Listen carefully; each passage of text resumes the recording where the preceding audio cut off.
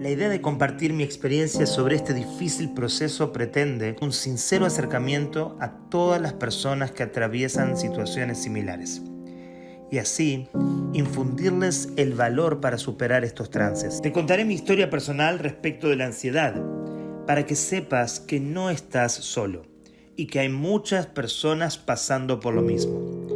El proceso por el que atraviesas, yo también lo sufrí.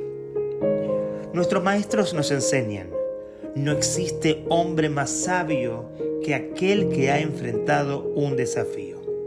Esto significa que a pesar de que podemos adquirir gran sabiduría estudiando y leyendo libros, el conocimiento que alcanzamos cuando superamos una prueba en la vida es infinitamente superior. En el año 2000 estaba estudiando en un seminario rabínico en la ciudad de Tzfat, en Israel. Mi intención era aplicar al año siguiente para obtener una beca en una renombrada yeshiva en la ciudad de Morristown, New Jersey. No era una tarea fácil, tanto en términos económicos como académicos, pero obtuve muy buenas recomendaciones de los rabinos de Israel y logré ser admitido. Estaba desbordante de alegría. Todos a mi alrededor podían percibirlo. Había sido admitido en una de las mejores instituciones destinadas a desarrollar mi potencial como guía comunitario.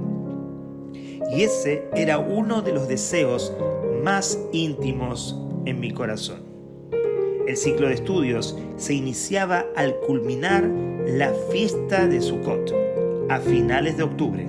Sin embargo, por ciertas circunstancias, no logré llegar a tiempo. Era septiembre del año 2000.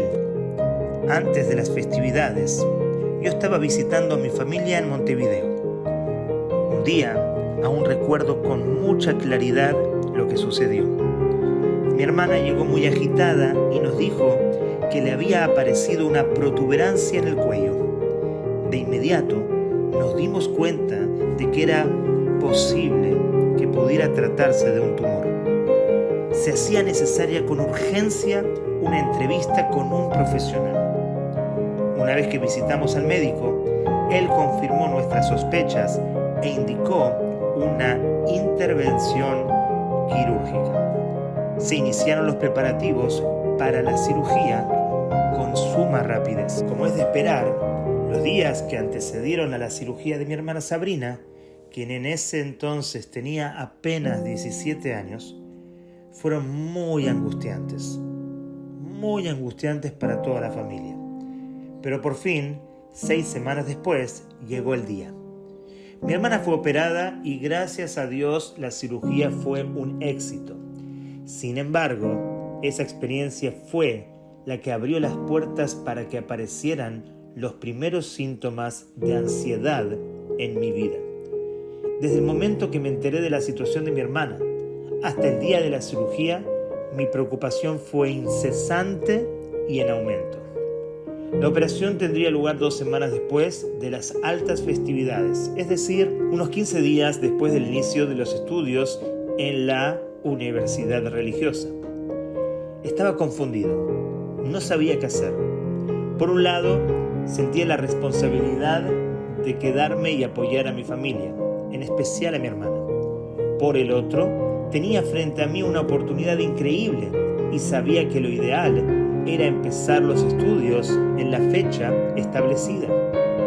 Invadido por estas dudas, decidí consultar con una autoridad rabínica. Pero esto no fue de gran ayuda. El rabino me dijo que él no podía elegir por mí, que debía yo tomar mi propia decisión. Me decía a mí mismo, debo estar presente, no puedo irme como alguien insensible y darle la espalda a mi familia. A su vez, veía como mi hermano, quien también había planeado su viaje a una yeshiva en Israel, fue mucho más decidido que yo. Él pensó y concluyó que lo ideal sería iniciar sus estudios a tiempo, pero nos aseguró que el día de la cirugía viajaría al Muro de los Lamentos para rezar por Sabrina. Yo no tuve esa visión y opté por quedarme y aplazar el comienzo de mis estudios. Hoy reconozco que el verdadero motivo por el cual decidí quedarme no fue solo para acompañar a mi familia, sino porque sabía que si la operación no hubiese sido exitosa, no me lo habría perdonado. Finalmente, partí a la Universidad Rabínica en Nueva Jersey con casi 3 semanas de retraso. Desde el comienzo me resultó una experiencia muy difícil. El hecho de haber llegado tarde me puso en una situación complicada. Por un lado, tenía que adelantar en las clases de Guemará, el Talmud, mientras que por el otro lado debía acostumbrarme a las clases en Yiddish. Y como si esto fuera poco, al pasar los días, todo se complicó aún más. Era un jueves por la noche. Recuerdo que me desperté muy agitado. Había tenido una terrible pesadilla en la que veía la tristeza de mis padres ante la desafortunada noticia de que mi hermana ya no estaba con nosotros, Dios libre. En el sueño, en la pesadilla, esta escena se veía muy real. Bajé de la cama. Al principio me encontraba intranquilo, pero luego entendí que se trataba de un mal sueño y decidí volver a acostarme. Tan pronto logré conciliar el sueño, esa terrible imagen resurgió en mi mente. Lo mismo ocurrió durante aquella noche 3 veces más. Despertaba y cuando volvía a quedarme dormido, la misma escena regresaba para atormentarme. A la mañana siguiente, apenas me desperté, corrí a llamar a mis padres a Montevideo para preguntarles por la salud de mi hermana Sabrina. Mi papá contestó el teléfono y al percibir mi preocupación me preguntó si yo estaba bien. Le respondí que sí, que deseaba saber cómo se sentía mi hermana. Mi padre respondió que gracias a Dios estaba muy bien. Sin embargo, aún después de escuchar esto, me sentía muy ansioso y sentía que debía cerciorarme por mí mismo. Así que le pedí que la pusiera en la línea. Al tomar la llamada, ella se sorprendió mucho. Se me escuchaba muy preocupado y ella no lograba entender por qué. La agobiaba con una infinidad de preguntas sobre su estado de salud. Ella insistía en que todo estaba bien y que no había nada de qué preocuparse, pero mis temores persistían. Cuando colgué el teléfono, me di cuenta de que algo andaba mal conmigo. No era el mismo de siempre. Me sentía muy angustiado sin ninguna razón aparente.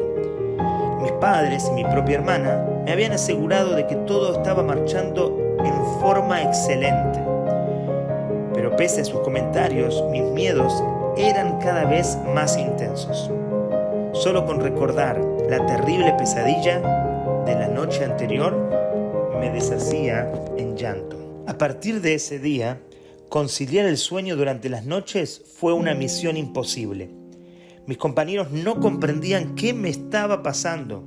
Me sentía muy mal.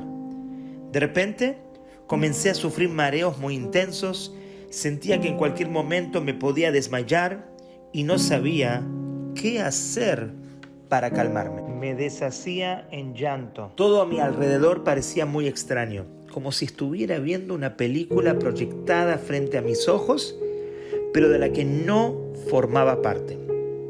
Recuerdo ese sentimiento, esa sensación de vacío que sentía en el alma y en la mente, como si estuvieran en blanco.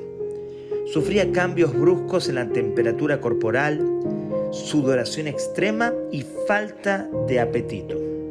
Incluso los más exquisitos manjares me resultaban insípidos, como si mi paladar se encontrara aletargado.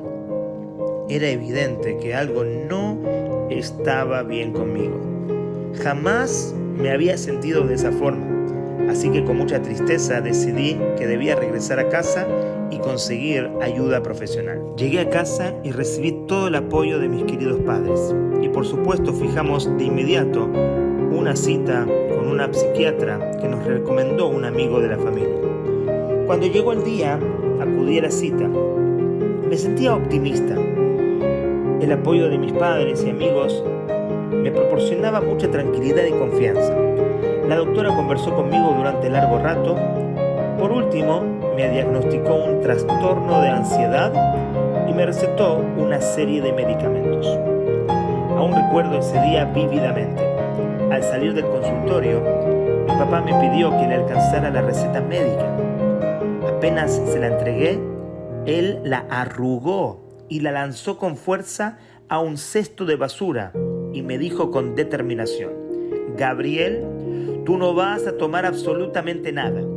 La curación que necesitas debe venir de adentro tuyo.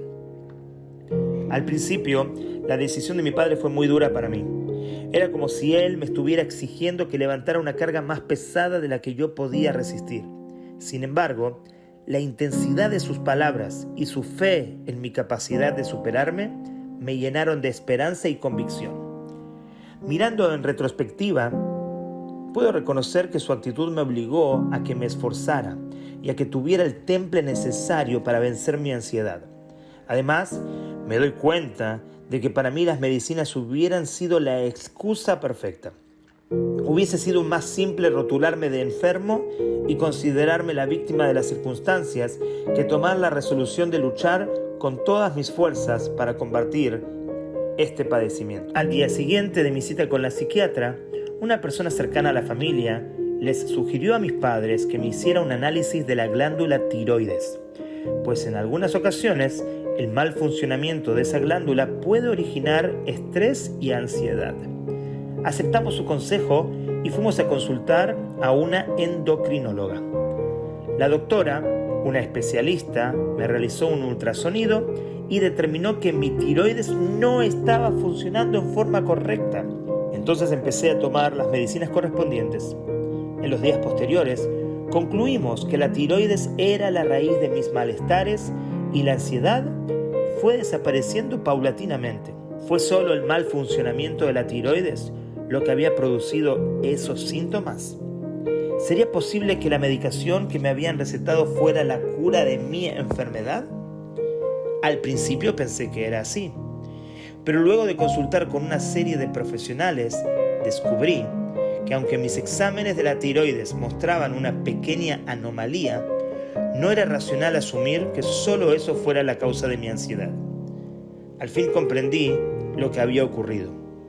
Como supuse que solo se trataba de un problema con la tiroides y seguí el tratamiento indicado, empecé a ignorar la ansiedad y rechazar los pensamientos que la fortalecían. Así, ella se fue debilitando hasta desaparecer totalmente.